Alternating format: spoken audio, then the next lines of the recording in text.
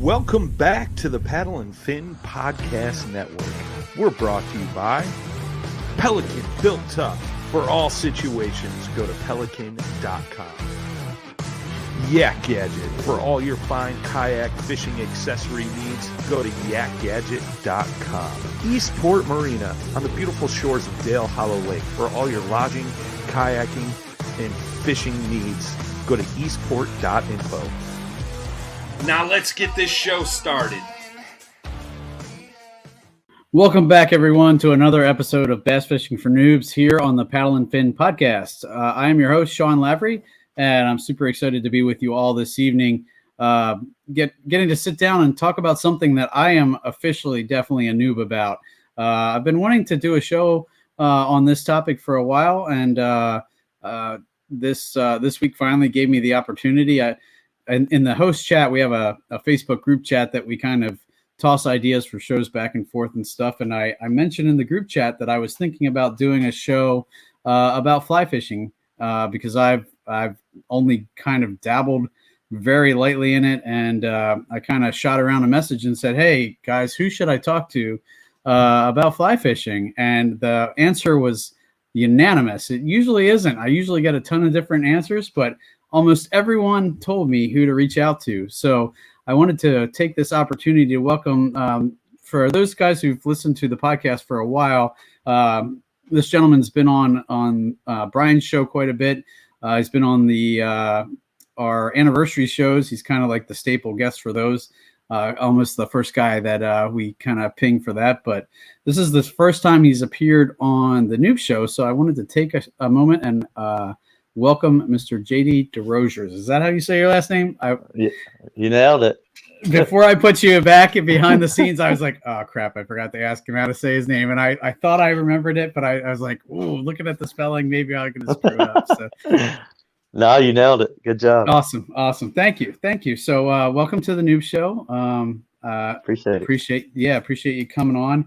For those listeners that are kind of noobs themselves, why don't you let the folks know who you are, kind of where you're from, and how you got into fishing, if you can cover that quickly.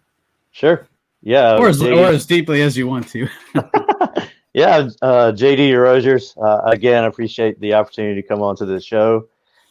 Really looking forward to talking to you guys about fly fishing. I've been in the kayak fishing industry for quite a while now. I would say, probably 9 years, but 7 years sponsored by various teams. Won't really jump all off into the teams so we can get more deep into the conversation. But I live in upstate South Carolina. I'm based out of Greenville, South Carolina. I live on a small lake. It's a water reservoir for Greenville County. It's literally 120 yards off my back deck. That's so awesome. Fishing is what I've grown up doing. I grew up trout fishing with my grandfather as a child, and then moved into bass fishing with my dad. And then he got me into saltwater fishing, and I fell deeply in love with that. And like I said, about 9 years ago, just kind of dabbled around with a kayak that was laying around within my buddy's house and fell head over heels with it. Picked up a Wilderness Systems Ride 115, and the rest is history. I've been kind of full circle inside the kayak fishing industry. Everything from, pedal drives to motor drives. Now I'm all about the inflatables and inflatable scene. But yeah, I really love it. I'm strictly a fly fisherman now. I don't really pick up my traditional tackle anymore. It's just kind of how I do my thing. Awesome. So a couple things there. I know when I first started hearing about fly fishing wasn't something that usually went along with that, but the more I've looked into it, the more I've read about it, it definitely is very popular with bass fishermen. Not just like I always thought it as more of a trout thing, but you say that's pretty much all you do, even for bass fishing now. Yeah. So I've gotten more this year into the bass fishing aspect of fly fishing. It's been I like it because fly fishing, I'm constantly learning, whether it's tying lures or flies or bugs or whether it's learning like a whole new technique for chasing bass. Like that's kind of foreign to me, but I've recently built a rod setup for that. It's been fun. I've learned how to tie like double articulated flies, kind of the bigger, 5 to 7 inch type fly instead of a small size 14 trout lure. Okay. And how is that, did you transition to fly fishing into the kayak, or you already had that kind of dialed in? Because I think that would add just one more challenge to fly fishing, doing it from a kayak. I would say they kind of went hand in hand. Okay. I did kind of gravitate more time to the river and wade fishing for trout for probably 6 months. But as soon as I was comfortable and had a good cast down on several different types of rods, I instantly jumped right back into my kayaks, and I've never looked back. I love it. I mean, it's fun. It's more simplistic. I don't have to carry as much gear out on the water with me. I actually only carry one box when I'm chasing bass or brim on the kayak. So Okay. yeah, I don't have to have a black pack, or I don't have to carry 18 Plano boxes with me or anything like that. That does sound really appealing, because if anybody likes to overpack, it's me. So if I have an excuse to keep it simple, I think that could be really good. I'm almost afraid to see where this rabbit hole would go for me, man. But no, I'm excited to learn. So, if you were when you got started, if you could think back to then with fly fishing, like what were some of the things, where did you start? So just hanging around the local fly shop was huge to me, and that would be the number one thing I would tell somebody getting started in the industry or trying to get into fly fishing is hang out at your local fly shop. Get to know the guys. They're obviously there for a reason. They're packed full of knowledge and wisdom. They might not know the kayak aspect side of things, but that's okay, because our knowledge of that can help bridge that gap. And that's exactly what I've done with my local shop, which is Dotson Fly Fishing. And they've been fantastic. There's probably 50 years of experience inside of that shop, and it's really good just to tap into their knowledge and let them help you, because you'll progress so much quicker. Like we were talking about before the show started, learning how to cast, just that basic technique and getting the rhythm of casting. Those guys can speed that up 10 times over. And I think that's like the biggest thing that helped me was hanging around those guys. Gotcha. And that's kind of cool, because I'm sure there's some aspects of fishing from a kayak with the fly that you can teach them that, maybe open up that horizon to them. So maybe you'll be the go-to kayak guy at the shop someday, Yeah, it's already happening. I mean, it's been great. I mean, we're going to do a kayak fishing seminar up there. They've brought in it's like a micro raft. It's made by Star. Okay. NRS owns Star, but it's it's a one-person raft basically, but it's got 2 oars on it instead of a kayak paddle. So It's like a cross between the two. But yeah, I mean, just being able to, like when I'm up at the shop, I can instantly talk to a customer about that and how it can be an advantage to them. Oh yeah, that's cool. So you're already the go-to guy. That's great. And I've seen a few different people that are running the Star inflatables. I think Jeff Little was for a while, if he's not still. And I know Brad Hicks from Paddle and Fin was trying it out too. So and I after Brad kind of jumped in, that kind of piqued my interest, because I was looking for something that I could actually deflate and put in the back of my wife's van for the trips that I can't take my truck. So it seemed like a really good fit there as well. So definitely something I want to check out too. But yeah, I love the Star. I recently bought one. I had a boat, Aero HD paddleboard. It's an inflatable. It's been super nice. It's been great. But I wanted to. I have a Larry chair for it, but I also wanted to do more kayaking than paddleboarding. So I actually talked to Brad a little bit about his boat, the Star Rival, and I bought the exact same boat, just a different color, and it's a perfect. It's an exceptional platform for fly fishing because it's very open, very simplistic. There's nothing to snag your line on, and it's unbelievably stable. It's like standing on the floor in your house. It takes like 8 pounds of pressure, blow up the main chamber, and 3 pounds on your side chambers, and you'll fall off the thing before it rolls. And I was thinking about that too. That it being kind of an open canvas would really lend itself well to fly fishing because, like I know when I had test paddled the Mayfly, the Jackson Mayfly, at one point in time, they had talked about that it was purposely designed for fly fishing to try and have like a kind of not as many places where you could snag your line as you're stripping line. We can get into that and everything. But as soon as I saw the inflatables, I was like, well, that's even better because it's kind of like a blank slate until you do what you want to do with it. And if that's what you want to do with it, I think keeping it wide open, for the most part could be really good. Yeah. I mean, on mine, the only thing on any of the attachments is a paddle holder. I've got one Yak Attack roto grip sitting off to the right side. And other than that, it's completely clean. Okay. And are you mostly paddling there, or are you powering it with like a Torpedo or a motor? No, I'm paddling it. Yeah. You're paddling. Okay. Okay. Yeah. Cool. And I like it because it stands up and it performs like a paddleboard. It's just that stable, or like a nice stable kayak.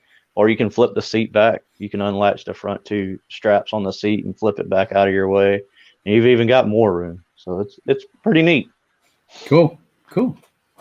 All right. So jumping into fly fishing. So I don't even know where to start. I know a little bit about the types of the kinds of rods. I know they go by like weight. Is that correct? Is that how they're kind of categories?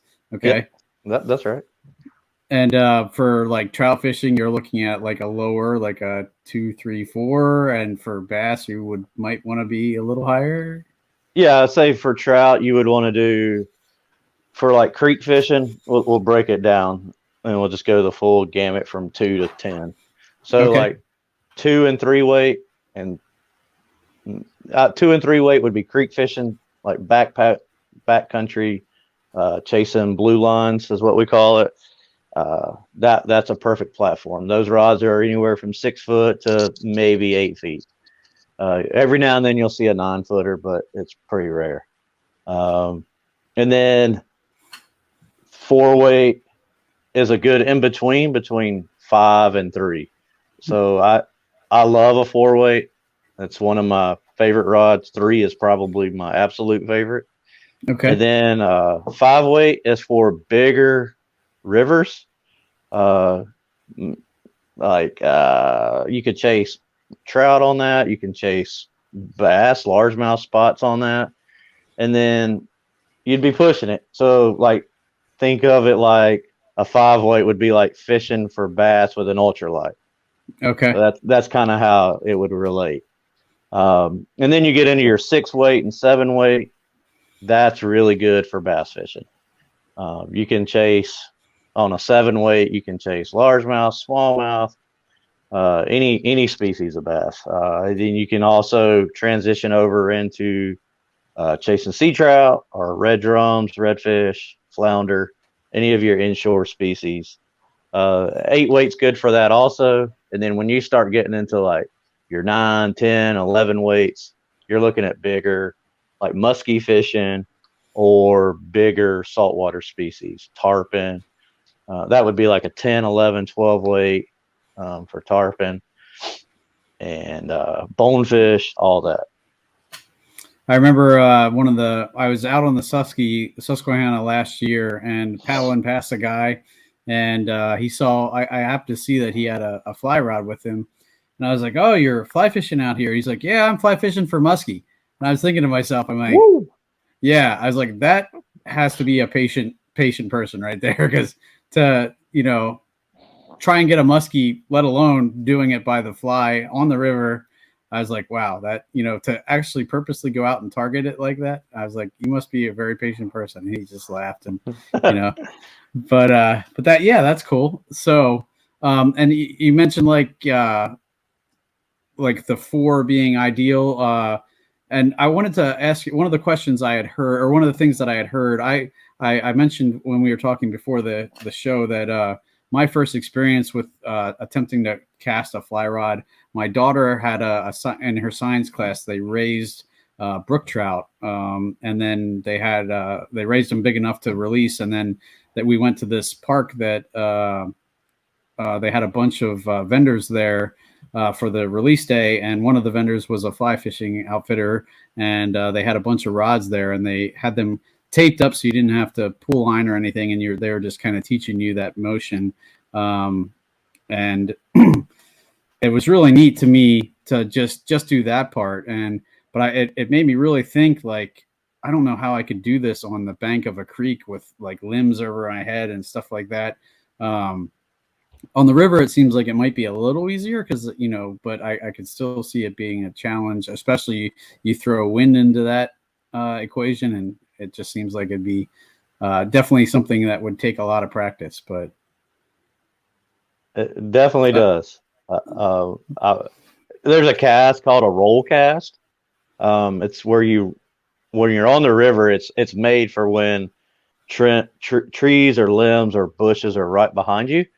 You bring the rod up and you form a D with your line, and the rod is vertically straight up and down, and you kind of just flick it forward like you're throwing a dart or hammering a nail into a wall. It's just one quick bang forward, and the water will load the line and the rod and allow the parabolics of the rod to work, and it'll just shoot the line forward. I mean, I know guys that can roll cast 40, 50 feet. Wow.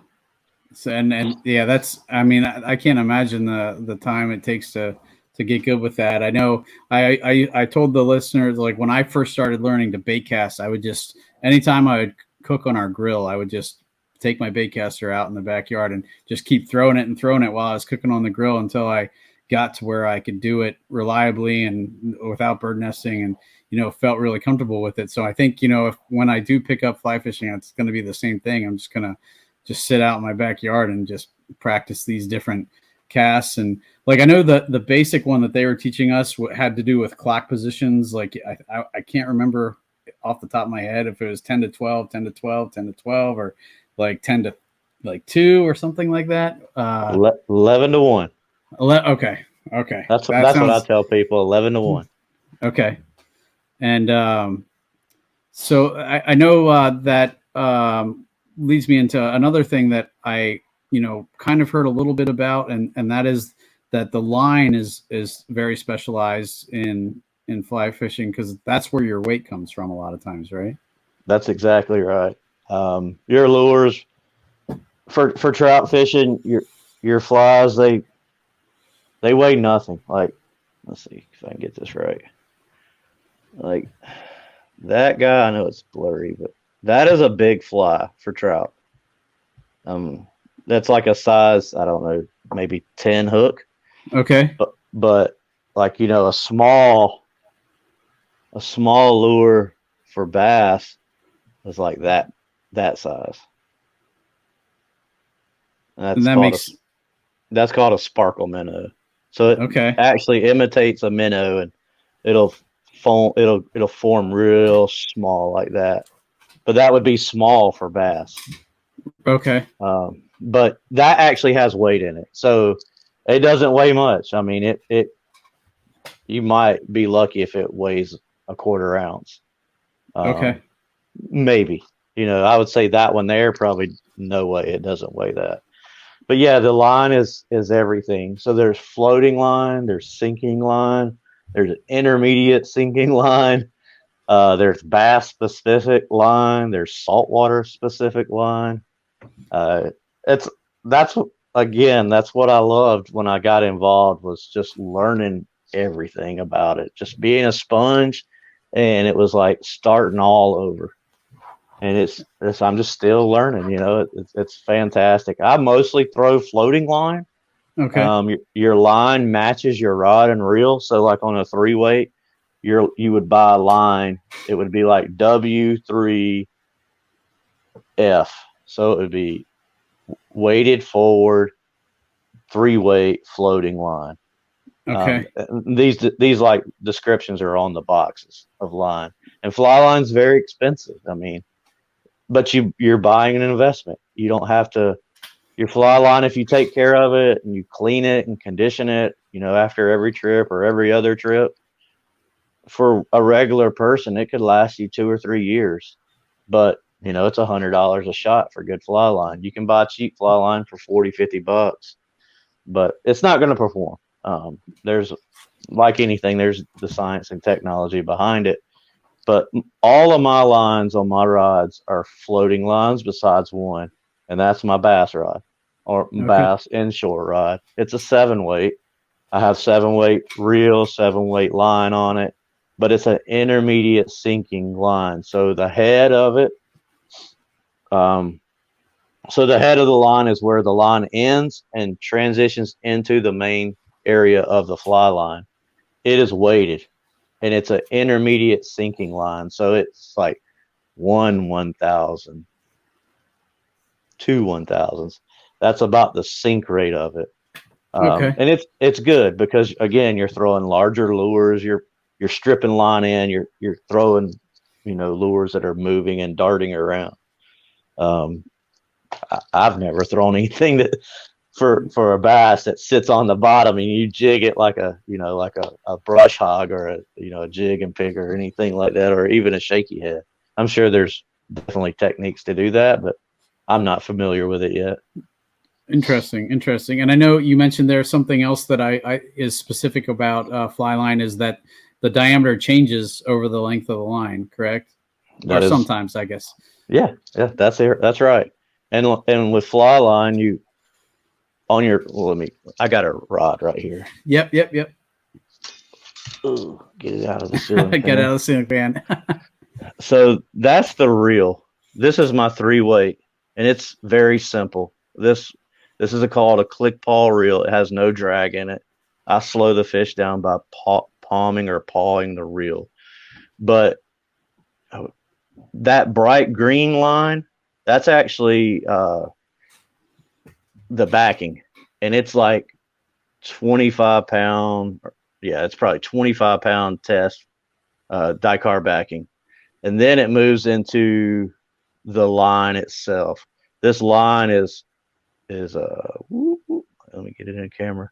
It's different colors, and it's transitions to different colors because by sight you kind of know how far out your line is. It's all the same diameter on that particular line. It's just about a visual type thing for the angler. And then from at the end of your line, it has a perfection loop, and you tie your leader onto it. So some guys make their own leaders. Most of us buy our own leaders. I buy 3 packs of leaders like they're going out of style. I usually buy like 7.5 foot long or 9 foot long leaders, and I typically match them to whatever, like you match those to your line also, and then from the leader you tie a double surgeon's knot with a piece of tippet. Tippet. I was going to ask you where tippet came into that, because I've heard that term before, and I was like, well, okay, so how does that fit in? And the tippet actually is almost it disappears on the water. So that's what will fool the fish to think there's an actual bug out there. It's the diameter is almost invisible. I mean, even holding it, you can lose it. Like if you drop it in the woods or you drop it on the water, you may not find it again.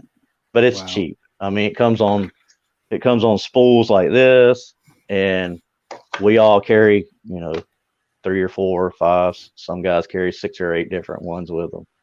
Okay. But that's what makes the bug look like it's just sitting there or just floating along and current or whatever. Gotcha. That makes sense. Okay. And is that also matched to your line size or your reel size or your rod size, or is that pretty generic? No, it's all matched up. Okay. Yeah. Well, that makes sense. That keeps it easy anyway. If you're shopping, well, I have a 3-weight rod, then I need 3-weight line, 3-weight leader, and 3-weight tippet. That seems like it's go pretty ahead, straightforward. sorry. Yeah, no, it's a little confusing with the leader and tippet because there's the weight kind of goes away, like the 3-weight or 4-weight. It moves into what we call X numbers. So 5X, 6X, 7, 8X, and 8X. And then it can go down to like 0. So 0X is equivalent to like maybe a fluorocarbon line for bass fishing. It has that 20-pound break rate on it. Where a 6X line, it'll break it like, guys, please don't quote me on these numbers of breaking because I can't keep them all straight. But it might break it like 3 pounds a pull or 4 pounds a pull, maybe. 8X breaks it like 1.8 pounds a pull, and that's exactly the same way with your tippet. So your tippet and your leader, they match. So if you're tying on a 6X or a 4X then leader, then you match that. You tie on a 6X piece of tippet with it, and your tippet, you can make it as long or short as you want because it's on the spool. It depends on what style of fishing I'm doing. If I'm chasing trout in the backcountry, I'm throwing with my 3-weight, I'm throwing typically a 6X leader that's 7 foot long. I've got creek line on. It's got a shorter head, so it picks up and throws quicker. And then my tippet will also be 6X, but I will shorten it up. So instead of it being like for bass or different style of trout fishing, I might pull 6 feet out. Instead, I'll pull like 3 or 4 feet out when I'm chasing creek fishing, chasing blue line wild trout.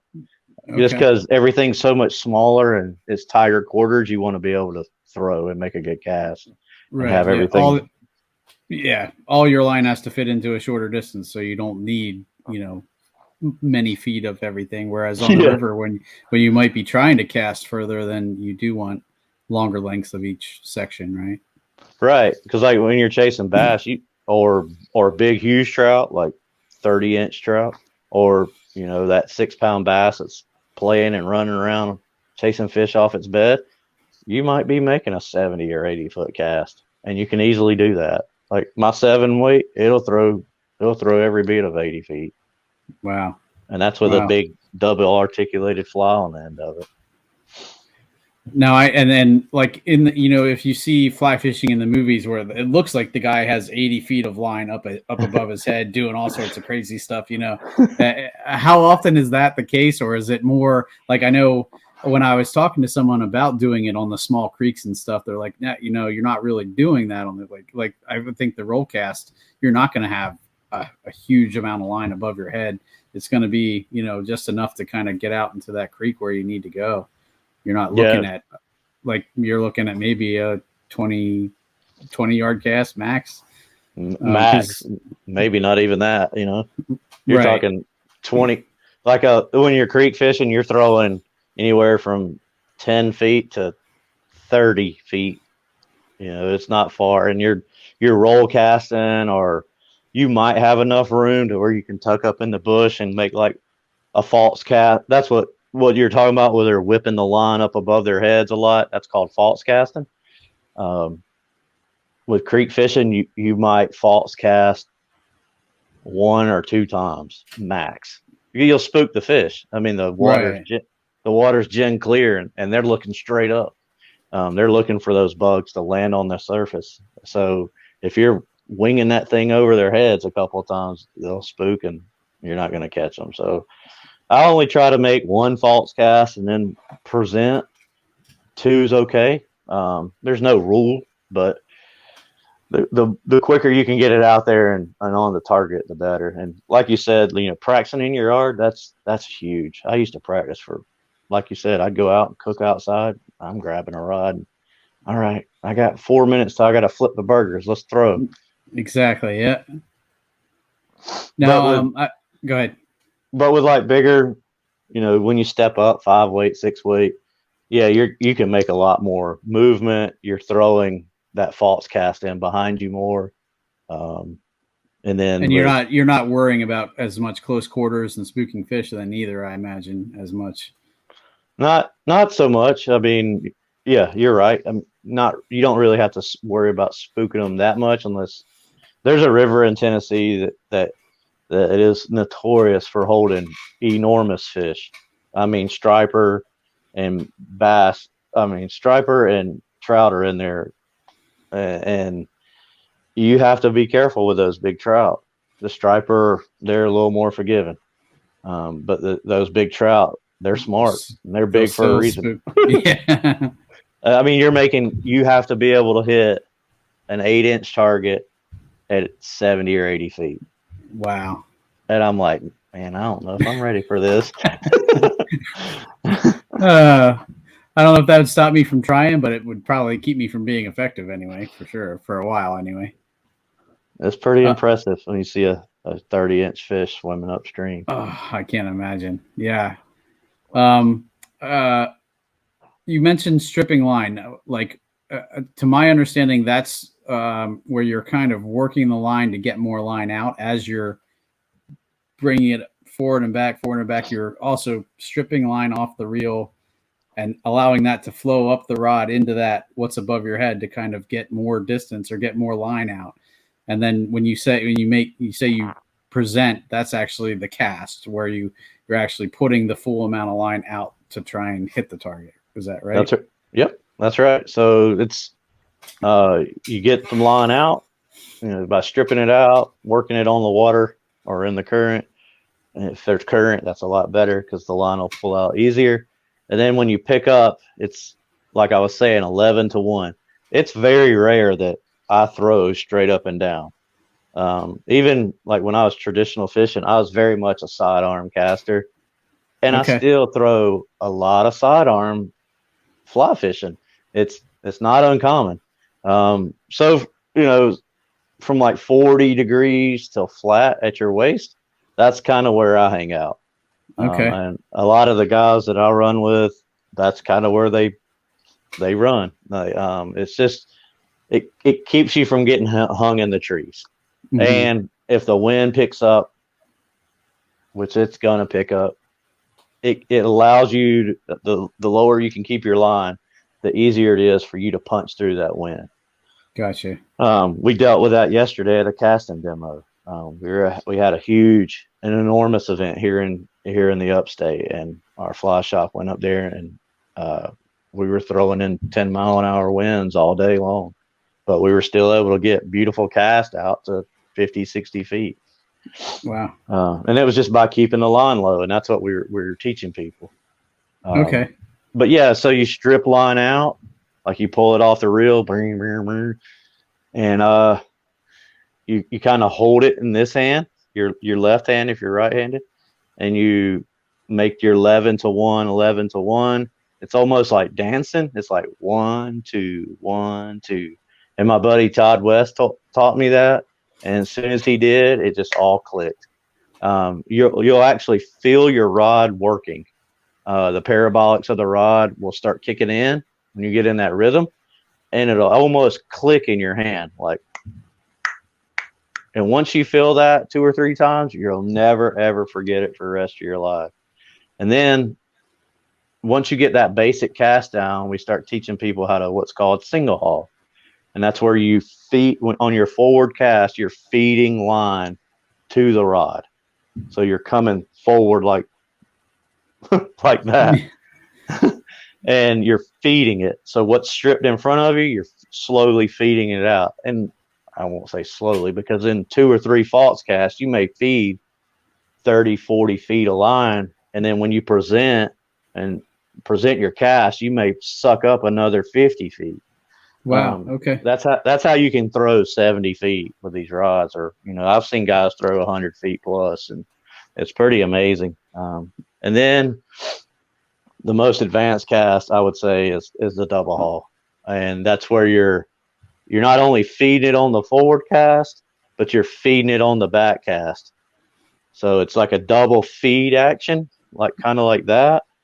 Okay. And then you can really get out the line. So you may have 50 feet of line piled up at your feet, and then you make 2 false casts, and that 50 feet is out there laying in front of you, and then you can strip the line into you. So instead of reeling it back on like you would traditional fishing, most of the time you're pulling it in by hand. And it's called stripping. You stripping. So it's just stripping that lure back in. So Okay. you can make it do anything. A fly will do anything that a conventional lure will do. And then once you hook up on the fish, you got 2 choices. You can fight the fish and bring it in by hand and reel him in this way. Okay. Or if it's a big fish or you get nervous or whatever, you feel more comfortable, you let all that slack line gather up and you keep tension on the rod and you bring him to your reel. And then that's where you work your reel in. Most fly reels, besides these small creek ones, they all have very, very nice drag systems. All my reels have carbon fiber drag systems that are, double, triple, quadruple stack, and they'll handle my 7 weight it'll easily handle a 10-pound redfish. That we had just talked about the most difficult cast, the double haul. Yep, double hauler. And I forget where we were right when we broke up. Do you happen to remember? Yeah, so I think we were kind of wrapping up that talk about the double haul, but that's how you can get so much line out quicker. You may have 50 feet of line piled up at your feet, and you're feeding it on the back cast and the forward cast. And within 2 false casts with a weighted intermediate line, you'll throw all of that 50 feet will be gone. And then soon as the lure hits or the fly hits the water, you're stripping line in. And that's how you're bringing the fish That's in. how you're working the motion or giving the motion to the bait. And also then once you do hook up with the fish, that's how you're bringing in. But you also mentioned, letting the fish run with it, and then to the point where you're actually can reel it in potentially. Yep. Yes, exactly. And that always confused me because I had heard people tell me, oh, you just hand line or hand pull in your fish. But then I saw people reeling, and I'm like, okay, well, I guess sometimes, they must do it that way. But it just depends on how comfortable you are and how big the fish is. I mean, if I hook up on a 7-pound bass, I'm taking him to the reel because I want to land that thing and let the reel do all of its magic. Let the drag work, right? Exactly. Now, I was curious when you're saying about stripping and kind of piling it in front of you. Is there a technique with that so that it's not just a big jumbled mess in front of you, or is that just something that it tends to, if you do it properly, it lays the way it's supposed to? That way, it feeds back out the way it's supposed to. No, I mean, I'm not gonna say never, but very, very rarely do I ever run into a problem with my line like knotting up or piling up and causing a problem in my cast. Interesting. Okay. You can like saltwater fishing, or a lot of times we'll float in like 3-man rafts down rivers. Some guys will wear what's called a stripping basket. It's just a belt, and it's got a piece of plastic, maybe as wide as you are, with some little fingers sticking up in it. And you can strip your line into that so it's not piling up at your feet. Or some guys will strip into, like especially saltwater guys, they'll strip off into a bucket, like a 5-gallon bucket. Gotcha. And that right there is what makes sense when you're talking about having an open layout kayak, because obviously if you're stripping line into a pile in front of you on a kayak and there's all sorts of things in the way, I could see where that would get to be a mess very quickly. Yeah, you'll hang a footboard in a heartbeat. It seems like I was thinking about, pedal kayaks in particular. That just isn't going to work. Yeah. Cause I mean, that sounds like you'd be stripping right into where the pedals are, and yeah, all sorts of headaches there. Yeah, I would say you would definitely want to wear a stripping basket if you have a pedal drive.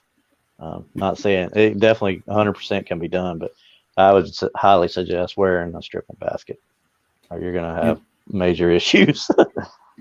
That sounds like it could be. I mean, I have enough trouble with line management on a regular ride. I know that's definitely going to be something that's going to take me a while to learn. But okay, well, that makes a lot of sense. So we've covered rods, we've covered lines. I know there's a bunch of different types of lures. I've heard the term like wet fly, dry fly. Yeah. Gonna look at some? Yeah. I'm going to blow you up because they don't need to see me if we're talking about this.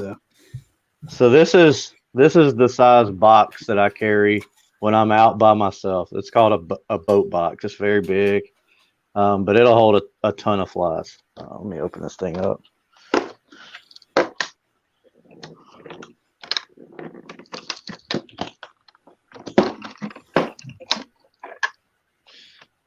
So you can see one side's kind of full, the other side's not so much, and then it has a whole nother side that is not full. But these flies here are all dry flies. They're large dry flies, so they're made for chasing really large, big bluegills and bass. So these guys, I'll pull one off. So everybody knows, a lot of people have heard of poppers. Oh yeah. So like, Rapala makes a popper. Well, this is the fly version of a popper. But it's fairly large. Yeah. Sorry about blocking the head. No. I'm all over the place here. It's reversed. It makes it real tough. I know, I'm trying to. But there you go. It makes a boom, boom, boom sound. Yep. It's got nice long legs on it. It's got a very long tail on it. It's all foam. It'll last forever and ever. So that's very, very good for smallmouth, largemouth. I have several of those, and then you get into stuff like this guy. There you go. Yeah. That's it's replicating a big bug. One of the coolest and funnest things about fly fishing is the names. So this thing is called a chubby Chernobyl, which is hilarious. I mean, who would ever think of that? Right. But it's black and purple, and the yarn is for being able to see it a long ways off. Okay. But it's made of foam, and then it has purple on the bottom as an attractor. Awesome. I know those are you purchasing those, or are those actually ones you tie yourselves? Those were the poppers. The popper I bought. The Chernobyls I've tied, and then this guy I tied. This is called a Stimulator. Okay. It's a traditional trout fly. Okay. But I've tied it larger to chase big bluegill. Like I'm talking 2-3 pound bluegill. Awesome. But it's got a nice wing on it. That's what this part is replicating, is the wing of a fly. And then I tie a lot of what's called flash into it. And then again, on the bottom, it has the sparkle chenille. Right. So awesome. But I love tying. I never thought I would get big into tying, but I'm head over heels for it. So now let's look at some. Go ahead. I was going to say, I've heard that sucks you into, like, every person I've talked about fly fishing immediately goes to, they say the same thing. I didn't think I would like tying my own flies, but as soon as I started, it got addictive, and now I love doing it. So it's crazy. And I'm sure when you catch something on something you tied yourself, I mean, that's makes it all the more special and like an awesome experience. So that's full circle right there. Yeah. So let's get into bigger flies. So these are the biggest flies that I own. Okay. Excuse me. One of them I tied. The first one that I'm going to show you I tied, but the second one I cannot tie because it's too complicated. Let's see if I can get this whole thing in here. Look at that. That coloring on that's awesome. So it has a cone head, which has some weight in it. And then internally inside the body, I have lead wire wrapped into it. And then I have, come back over here. It's doing so good. Come on, JD. There you go. So I put this sparkle. It's a very large sparkle. And then there's this marabou, which is it's dyed barred marabou. And then a little bit more sparkle. And then the tail. So this fly will swim. It'll articulate. You can jerk it really fast, or you can strip and let it pause and sink, almost like fluke fishing kind of. Gotcha. But it's got 2 sets of hooks in it. Okay. So I run a smaller hook in the back and the larger hook in the front. I think that's nice. Right. So this guy, this is where it gets crazy. So the head of this fly is phenomenal. That is all deer hair, and it's been trimmed with a razor blade to give it that nice, cool look. And then it gets a little longer, and then it's got the marabou tied into it, and then some hidden marabou that's not barred. It's just a solid color with flash. That's to hide the articulation point, and then the tail of the fly alone is that long. So that's that's almost as long as my index finger, just that section. And then you can see it's got all these legs that hang off of it. But this is a big fly. It's quite that large. looks like smallmouth candy to me right there. Yeah, smallmouth would devour that. A largemouth will devour that. A dumb muskie would hit it. There's not many of those. Muskie's a fish of a 10,000 cast.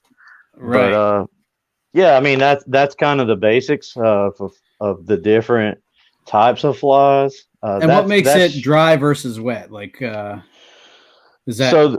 The foam and the material. The foam will make anything float. And then like that poly yarn that was on this guy, the Chernobyl. That poly yarn will also make it float. Will help it float. But the foam will really, really make it float. So a dry fly is one that's intended to float or be on top, and a wet fly would be something that's intended to sink or be subsurface. That's right. Okay, So the last 2 I showed you, those big articulated flies, those are wet flies. So those are made to be ran from 2 inches under the water or as deep as you want to take it. Awesome. Okay, and I guess you would tie those on the countdown line or the something that's going to sink, or yes. Okay. Yeah, that would be on. I would only throw those on my 7 weight. Okay. Awesome. I'm trying to think of some of the other basic questions that I was thinking of. Go ahead. Here's a really small. I think this is the only. Oh no! Here's a really cool small lure. So this is a trout fly. See if I can get it on camera. Let's see, camera. Where are you? Focus. There you go. So that's pretty small. That's about the size of my thumbnail. Wow. But it's got a lot of detail in it. It's packed full of detail. This was given to me by a famous tire at the Atlanta Fly Fishing Expo this year. But it's really cool. It's a dry fly. It's got a little parachute on it. That's what we call that post, so you can see it. And then they wrap the hackle around the bottom. The feathers are wrapped around the bottom of the fly. Gotcha. And then it has a small tail. But that's like superb for trout fishing. That's really neat. I can't imagine getting good enough where you can tie them with that level of detail. That's a pretty cool. I mean, I could see where people would go off the deep end into all the different things that you can tie into it and all the different looks. And Like I remember I was talking to a guy from our church that does it, and he was telling me about tying different types of nymphs and all sorts of insects that they target. He had a really like looked like a bumblebee to me. You know, Oh yeah. It was really cool looking. So Yeah, I mean, you're taking a bare hook and tying it to whatever your mind can imagine. Like, you start getting into like super nice feathering. I mean, this is like pro grade, high end whiting farm feathering. But this pack right here, you'll tie 2,000 flies off of it. But yeah, it's super fun. I never ever imagined that I would get into tying like I have. But we do every Thursday night at our local shop, we do a fly tying night. So okay. we take a Raspberry Pi camera that my buddy fabbed up, and we broadcast onto a 70-inch TV. We have enough room for 20 people. The shop supplies vices, tools, and material. We say we're going to tie an elk wing caddis this week or whatever, a stimulator this week or elk hair caddis, excuse me, whatever we're going to tie. And we just move at the speed of the class. And we have 10-year-olds all the way to 70-year-olds in there. And it's just a lot of fun. So I kind of just hung around. I love photography. So I was up there just shooting images, hanging out with my buddies. And then it was funny. My wife, right before our last anniversary, last August, she was like, "I feel bad. I think you should start tying." And I was like, "I don't know, maybe." I was like, "I've tied a little here and there, just playing around." And lo and behold, she bought me a super nice vice for our anniversary present, and now I'm neck deep in it. These packs of feathers are all over the place. But it's fun. That brought me into another question. Like, how do you, if folks wanted to look around their area, like what are the kinds of things you'd search for, or like fly tying clubs or fly fishing clubs? I know the lady that I actually ran into at that seminar told me about a club in my area to check out, and so that's how I kind of got information from my local area. But if I hadn't run into her, what's your recommendations? I guess first I would Google search and see if you have a shop around you, because that seems like probably Absolutely. the easiest way. Yeah, I would definitely find your local shop, and then you can get involved with your local Trout Unlimited group. Trout Unlimited is huge in the fly fishing world, and just because it's called Trout Unlimited doesn't mean everybody's in there trout fishing. They're doing everything usually. They're covering the full gamut. There might be a handful of people that only trout fish, which is, that is fine. But you can learn a lot from a local chapter like that. Just here in South Carolina, there's 3 chapters along. So out in Colorado, there might be 20 chapters in that state, just because the scene is bigger. Pennsylvania, you probably have quite a few chapters in Pennsylvania. Yeah, I know. Here in PA, we there's definitely bodies of water that are parts of creeks that are fly fish only. So I imagine having that there are plenty of, local chapters and those kind of resources around if you would look for them. So yeah, it's super easy. You can go to Trout Unlimited's national site, and you can type in your address or your zip code, and it'll pull up all the chapters around you. And they usually meet once a week. Once a month. So like the chapter closest to me is called the Mountain Bridge chapter, and then they host cleanup events, they host seminars, they, like we were talking about, they do trout in the classroom, and they go on fishing excursions. So it's a good thing. And they're all about really preserving cold water fisheries. Cool. Well, I'll definitely include a link to that in the show notes so that the folks listening can check that out. Anything else you can think of that would be good for a beginner to know or to try? Or one question that I was going to ask you, and the lady I was talking to, I was saying, okay, I'm going to go out and try and buy a fly rod. She cautioned me, do not go cheap. She's like, if you go cheap, you're going to hate it, and then you won't get into it. But if you spend a little bit of money, she said, and she said, I lose a lot of people right there. But she said, if you spend a little bit of money, make that investment up front, you're going to love it way more than if you go cheap. She said you would more often than not get frustrated or not like it as much. Does that kind of sound like the same advice you would give? Yes, I would.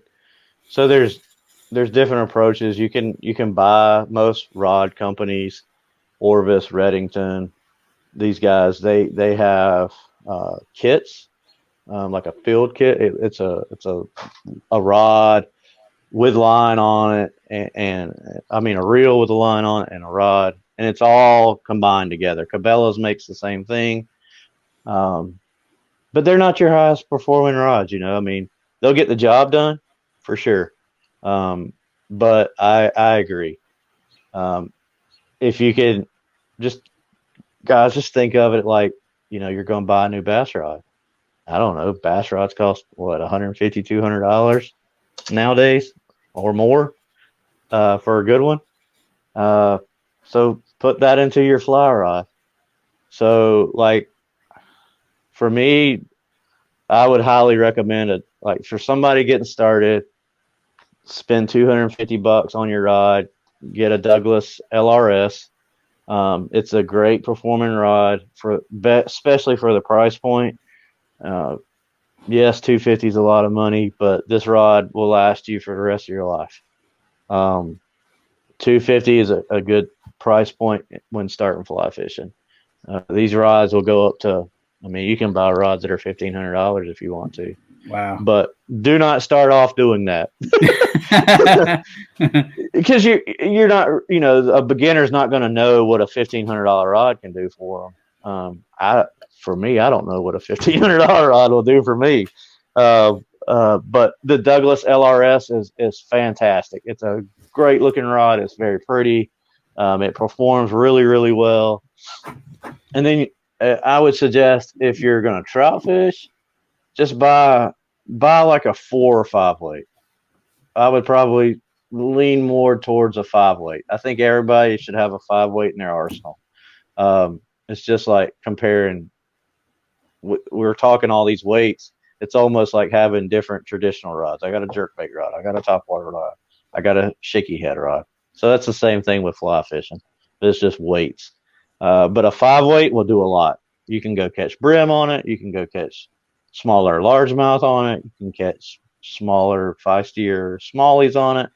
And you can catch plenty of different size trout on it. And then from there, you'll very quickly pick up on what you like and don't like. You'll learn like the actions of the rods. They're just like traditional rods. There's fast action rods. There's slow action rods. I think for me, I think a beginner should start off with a slow action rod. They're more forgiving. You'll get your loop and your line. You'll learn that quicker. You'll get better at casting quicker with a slow action rod. But again, you'll quickly progress. All right, I want to throw further and harder, or I want to be more accurate. So you might move up to a medium action rod or a fast action rod. But yeah, I would say like a Douglas LRS. Orvis has got some nice entry level rods. I mean, they all do. It's just how much do you want to spend? But that $250, that's a good price point to look at. And then you got to think, I got to buy a reel to go on this thing. So Reddington makes some nice composite reels you can get those for $100, or you can step up and kind of get the same thing, but it'll be machined out of aluminum. That might be like $150, $180, or you can step up and go ahead and get something fairly nice, and again spend $250, and then you got a really nice setup that's going to last you a long time. So my first setup, guys, was a 5 weight. I bought a Douglas DXF, and then I put a Sage Spectrum C reel on it. It was quite the investment, but I still have the rod now, and I will always have it. I've had it for 3 years. and it's not going anywhere. It's a 5-weight, and it'll do anything I want it to do, and I can throw 60, 70 feet with it. I've actually thrown 100 feet with it, but I think it was kind of luck. But but I definitely learned real quick that my style is creek fishing. I love to creek fish more than anything. Like if you were to come down and ask me, hey JD, man, what are we gonna go do this weekend? We're gonna go creek fishing. If you leave it to me, we're going to the backcountry and chase wild fish. Or we may. I love chasing bluegill on the fly. That to me, that is absolutely a blast. You stick a 13-inch long fat bluegill that's dark purple on a dry fly. Yeah. That's a handful on a 3-weight rod. You may take him to the reel because it's such a handful, but it's so much fun. I sit there and do it a lot in the backyard. You know? Mm-hmm. But I would say that's kind of where I would start with it, with a be a 5-weight.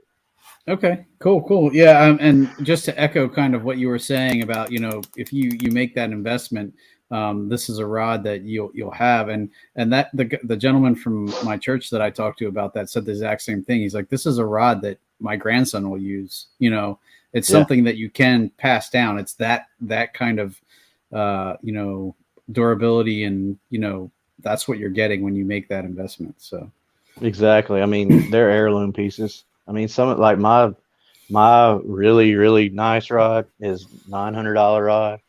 I have like a $450 reel on it. But it's a Douglas Sky G. I got it this past February, but it's a piece of art. It is beautiful. It's burled wood. In the rod seat is all burl wood. It's very, very pretty, and I'll cherish that thing forever, and I will hand it down to my granddaughter. That's awesome. So, all right, man. Well, we are right about the hour mark. So, thank you so much. I think that definitely gives us, anybody listening, a good a place to start, and some resources to, if they want to dive into it, where they can kind of get that journey started. So I appreciate that. I wanted to give you a chance to shout out any sponsors or anything else you wanted to plug, as well as where folks can find you on social media. Okay. Yeah, I appreciate the opportunity again. Please give Brian a hard time for me because I love Brian like that. JD Desrosiers on Facebook and Instagram. Please, if anybody has any questions, or you want some advice, or you just want to talk and chat it up about fly fishing or kayak fishing or just life, hit me up. I'm an open book. Anybody that knows me will tell you the same thing. I want to spread my knowledge of everything I've learned in my life with as many people as I possibly can. And I couldn't be where I'm at without my sponsors. I love all of them. Sims, Yeti, Douglas, Trxstle, excuse me. I always say it, the X for some reason. It's not right. NRS, recently joined their team, providing media content for those guys. Ben and Branches, absolutely love those guys to death. Sage, Rio, and everybody else has stood behind me for many, many years. Big shout out to my fly fishing family, my wife, who is my rock, and of course, my Lord and Savior. Awesome, man. Well, if you don't mind hanging out in the background here for a bit, I just had a few more things I wanted to run by you quick. But guys, thank you again, JD, for coming on. I appreciate it. Thank you. Definitely tons of great information. Guys, if you make sure you check out JD, I'll list his social media in the show notes, as well as some of his sponsors, so you can check them out as well. And as always, thanks for listening to Bass Fishing for Noobs here on the Paddle and Fin podcast, where we bring you the techniques, the tricks, and the tips to help you rip more lips. Thanks, guys, and have a good evening. Thanks for tuning in to another killer episode here on Paddle and Fin. Be sure to drop a 5-star rating, a thumbs up, or smash that subscribe button on any platform you're listening in on. Be sure to check us out on Waypoint TV, waypointtv.com. Make sure you sign up for the Fantasy Kayak Fishing League at paddleandfin.com/fantasy. You can support this show through Patreon, patreon.com/paddleandfin. Don't forget to check out the website, paddleandfin.com. Catch us on YouTube. If you got a question, comment, or want to see a future guest on the show, be sure to email us at paddleandfin@gmail.com. Shout out to our show supporters, Yak Gadget. You can check out all the fine kayak accessories at yakgadget.com. Pelican Professional. For all your cases, coolers, and lighting needs, go to pelican.com. Rocktown Adventures, your Midwest premier paddle sports destination. Go to rocktownadventures.com. Eastport Marina, the beautiful destination on Dale Hollow Lake. If you're looking for lodging, kayaks, kayak accessories, or anything fishing related on the beautiful Dale Hollow Lake, go to eastport.info. And Jigmasters Jigs. When in doubt, get the jig out. Go to jigmasters.com and fill your tackle boxes today.